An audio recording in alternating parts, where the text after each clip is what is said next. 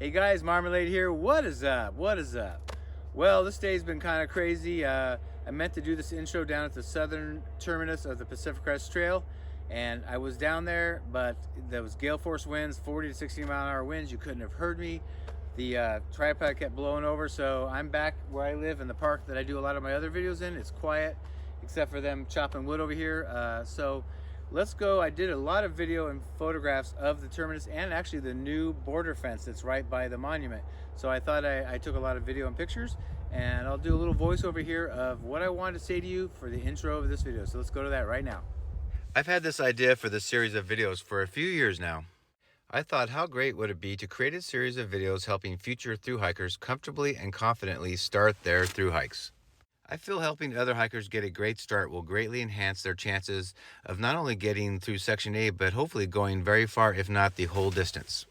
I'm not sure how many videos will be in this series, but I will go over the entire Section A, broken into sections in itself, and eventually cover the whole 109.5 miles from the southern terminus north to Warner Springs.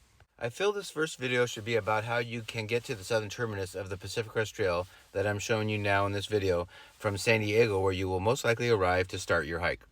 Alright, so with that said, let's go back to the start so I can show you not only how to get here, but what's here when you arrive. Let's do this. As I take you back to the San Diego airport, I did want to mention that you can also get to the San Diego area via train and bus.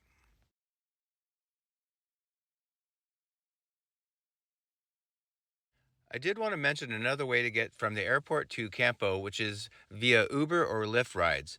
It's about 60 miles from the San Diego airport to Campo and would probably cost you between $60 and $80 if you wanted to ride directly to the terminus.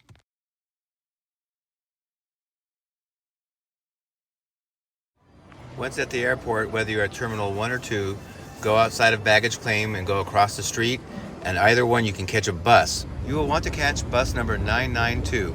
This bus runs every 15 minutes on the weekdays and every 30 minutes on the weekends. The fare is exactly $2.50 and you'll need exact change.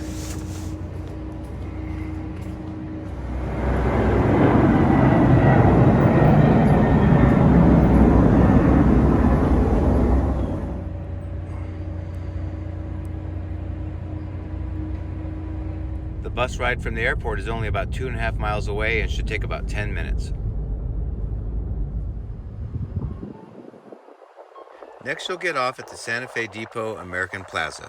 You will then purchase a ticket for the trolley at the vending machine. The price is $2.50 and the machine gives change up to $5. Make sure to take the orange or green line trolley to the El Cajon Transit Center. Each trolley runs every 15 minutes and the ride takes about 60 minutes or 1 hour.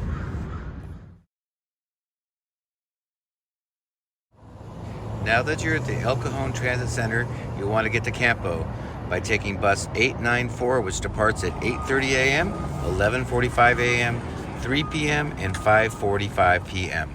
The fare for this bus ride to Campo is $8, so make sure you have exact change. The ride to Campo takes a little under 2 hours. Make sure to tell the bus driver you want to be left off at the PCT stop at Forest Gate Road. A couple last minute thoughts are, as you can see here, the Greyhound bus line does drop off here, so you may look into that.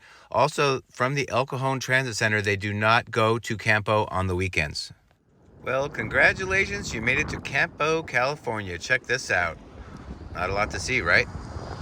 I would like to go over a few things that will help you out in this town. Just in case you want to send yourself something in the mail or send something back home, there is a post office about 2/10 of the mile up the road, up Forest Gate Road. I spoke with the lady in the post office who was very friendly, and she said the following are their hours all year round. The other thing that is a great resource to you here when you're starting your hike is the green store.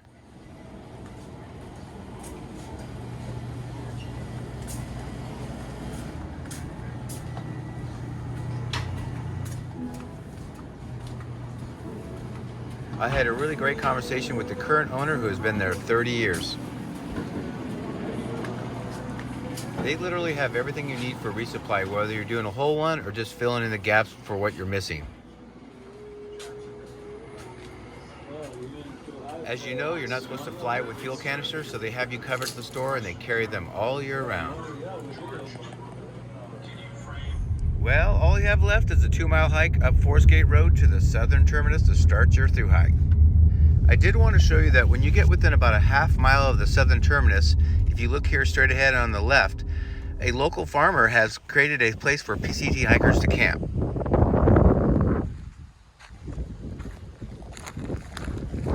This happens to be something new that most hikers don't know about, but let's say you were to get to this area the day before your hiking permit starts. You can come here, set up your camp, have a great relaxing night, and then get an early start on your thru hike in the morning when your permit starts. Once you pass that camp, this is all you have left of that big, tall, new border fence and the southern terminus.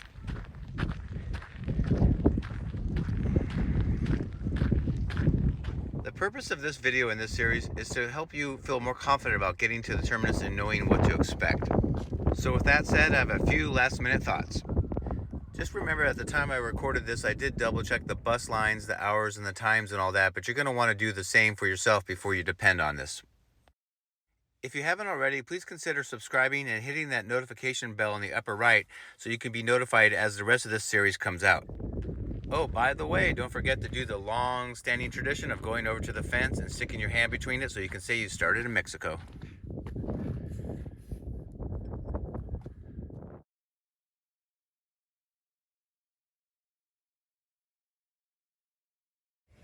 Well, after a day filled with filming, it got me pretty hungry, so I went over to mile marker 20, which is Lake Morena, and got one of the best burgers on the whole trail. I actually probably should have shown you that because that's going to be in future videos, so stay tuned for the rest of this section.